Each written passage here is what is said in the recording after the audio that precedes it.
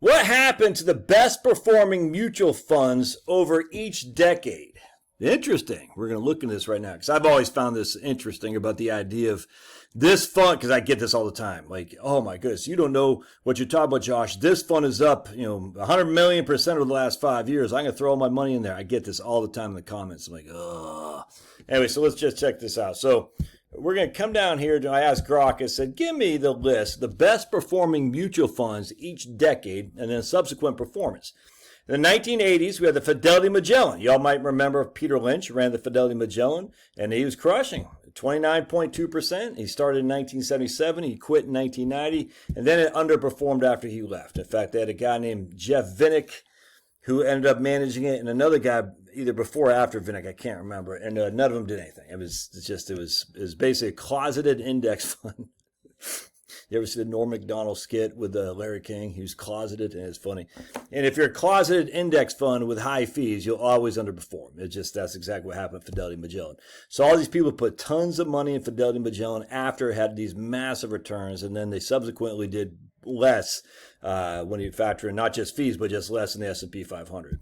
So I'm going to skip 1990s for a second. We're going to go over here to the 2000s. Two major funds jump out in the 2000s. And they don't have it here, I'm surprised, but they had the CGM Focus Fund, and then we have the USA Gold and Precious Metals Fund. All right, so the CGM Focus Fund had an 18% annual rate of return in from 2002 essentially to 2010.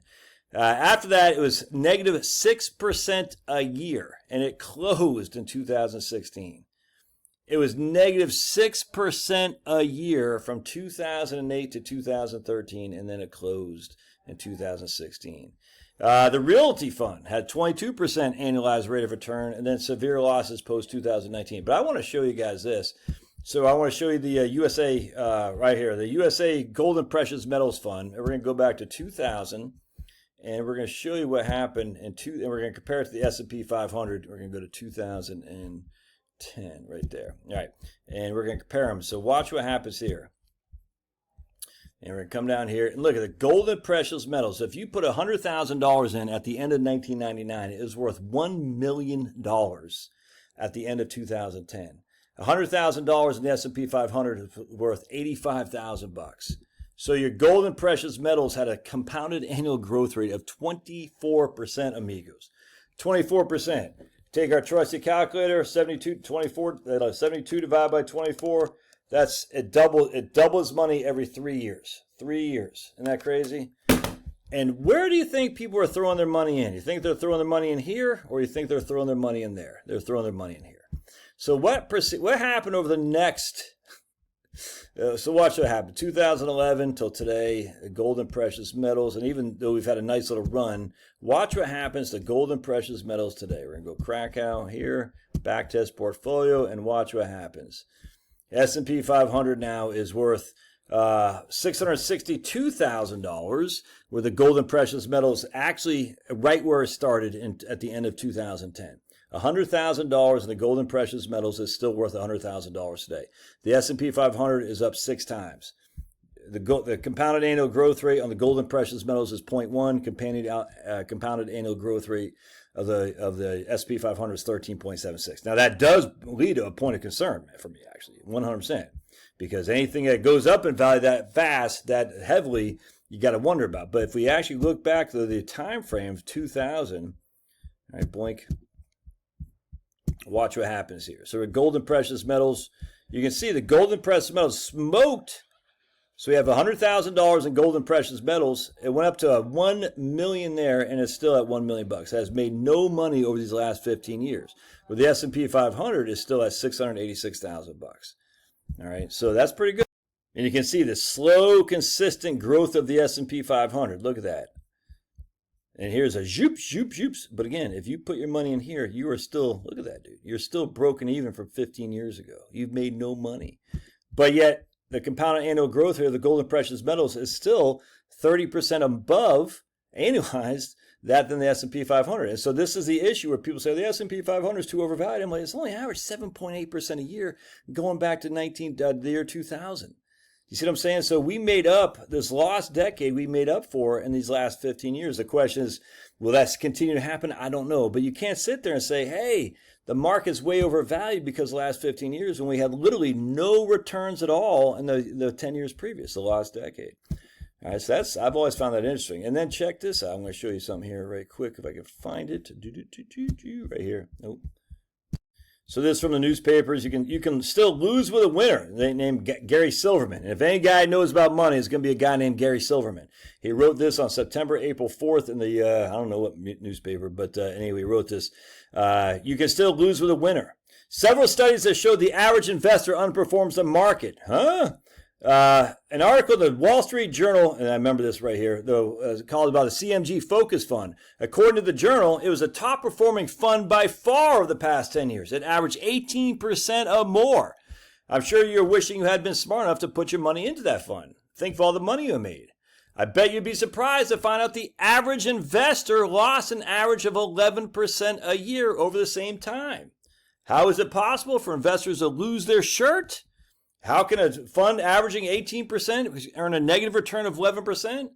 Well, you can guess what the average investor did. Upon seeing the fund's growth of 80% in 2007, they put billions in there, $2.6 billion after it had an 80% growth. And that occurred throughout the decade. Investors alternately panicked and sold out, and then felt opportunistic and crowded back in, causing disparity between the fund's gain and the average. Exactly. So the point being is most investors put their money in after the fund had done all that in a bag of chips, and then they rue the day. I think it's still back, though. If we go back to CGM Focus Fund, because I think we can actually put this in here. Let's take a look. Yeah, CGM Focus Fund is not available because it liquidated in November 2022 when the fund's investment advisor, Capital Growth Management, ceased operations. Yeah. And so this is called survivorship bias. One of the things you'll always know in history of mutual fund returns is that the funds that no longer exist are not really included anymore in the I don't say algorithm, but the returns, because they say they're closed down. We don't use them. That's called survivorship bias. We're only showing the funds that are still in business, which means the funds that suck donkey balls are not in business, which means they're not going to be shown in the negative aspects of what their returns were. So there we go. But anyway, if you just go back to CGM Focus Fund, I added it here. You can see right there, CGM Focus Fund, we're going back to 2000. I want to go back to 2010. There we go. 2010. And everybody and their mom were freaking CGM Focus Fund, CGM Focus Fund. Look at that guy right there. Is worth, this is 2010. Oh, even that. Okay, I guess I need to go back to 2009. Let's take a look here. Anyway, CGM Focus Fund. But this is what I'm talking about. These funds happen all the time. Never mind the internet funds and all that stuff. This happens all the time. Still not the right fund. Either way. You already saw what I was talking about. The CGM Focus Fund just got destroyed, even though it's the best performing fund of the decade. The USA Gold and Precious Metals Fund, another kick-ass take names fund, it just got destroyed. The internet funds got destroyed. It's just, you go to the select group of concentrated portfolios, you're bound to make money and get crushed too. That's just all there is to it. So if you're throwing your money in after these funds have already had their run, let me just show you one other example here. We're going to do the Legg Mason Value Trust. I don't even know if that's still around. Yeah, so here's the Legg Mason Value Trust. It's the only fund to have beaten the S&P 500 15 straight calendar years. I used to sell this thing, and sadly, we used to sell it on performance because I was too stupid to know what else. It goes, hey, this fund has beaten the S&P 500. No other fund has done that, blah, blah, blah, blah. And even the manager back then, I think his name's Bill Neff, if memory serves, said, nah, it's just luck. We got lucky. But and his fund proceeded to take a big old dump outside with Finnegan. And I had to take a stool sample because it does so poorly. Anyway, same thing here. You'll see the Legg Mason Value Trust. What am I doing here? I went to, hold on a second. Let me just show you. Look at this. This is the S&P 500, the Legg Mason Value Trust right here. And here's that gold and precious metals fund. I mean, can you just imagine? Look at that. It's up to $420,000 at the end of 2009. Both the Legg Mason and the S&P 500 were down well below $100,000. Look at that. Isn't that crazy? And the Legg Mason Value Trust, let's get rid of this guy here and just show you a blink. Just Legg Mason Value Trust versus the S&P. Hold a second. All right, so watch what happens here. Legg Mason Value Trust. It was better than the S&P 500. The S&P 500, I think I was right. Am I right? I got it wrong. Yeah, no, I got it wrong. And I was going to show you from that's what I want to do. 1995. That's what it was. 1995 to 2009. There we go. Yeah, there we go. Crack out. Blink. So 1995 to 2009. Here's the Legg Mason Value Trust in orange. Just smoking the S&P 500. Everybody and their mom wanted a cut of that. I'm just telling you right now. And then it just proceeded to get destroyed. In fact, watch what happens ever since from 2010. It was 2010 to today. I don't even know if it's still. I think it is still around, but man, it's just getting stomped. It's getting freaking curb stomped. Like here. Oops. Keep doing that. That's the only thing I don't like about this is I gotta go down here. Oh my goodness, I'm really messing this up. So there's portfolio 2. The S&P 500 is up to $750,000. The Legg Mason Value Trust is up to $448. Not bad, given that it was at $100,000 in 2010. It's still at a 10.38% compounded annual growth rate. But look at the S&P 500, dude. I mean, it's up to $762,000. So I mean, that's the issue is anytime there's a massive winner, it's going to be a massive loser ultimately at the end of the day. And remember, losses hurt more than gains feel good. It's just all there is to it. And then if we just go back to 1990s, the internet funds, they had 30 to 50% annual returns in the late 1990s and lost 60 to 7% of their value. Catastrophic losses, severely underperformed. Many went bankrupt. You just buy the index and be done with it, man. Chasing these returns, it's a loser's game. All there is to it. All right, God bless. Love your thoughts. We'll see you.